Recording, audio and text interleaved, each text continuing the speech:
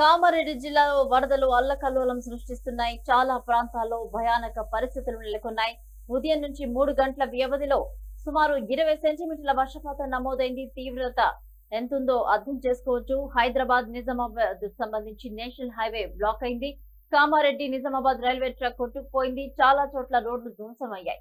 Kamareddy housing board కాలనీలో కార్లు కొట్టుకుపోయాయి. ప్రజలు తీవ్రంగా భయాందోళనకు గురవుతున్నారు.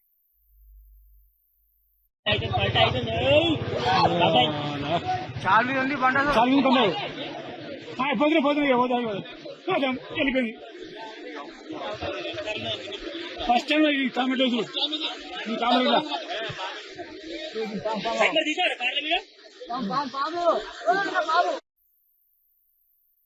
కామారెడ్డి జిల్లాలో వరదలు అల్లకల్లోలం సృష్టిస్తున్నాయి. చాలా ప్రాంతాల్లో భయానక పరిస్థితులు నెలకొన్నాయి. ఉదయం 3 గంటల వ్యవధిలోనే 20 సెంటీమీటర్ల వర్షపాతం నమోదైందంటే దాని తీవ్రత ఎంత ఉందో అర్థం చేసుకోవచ్చు.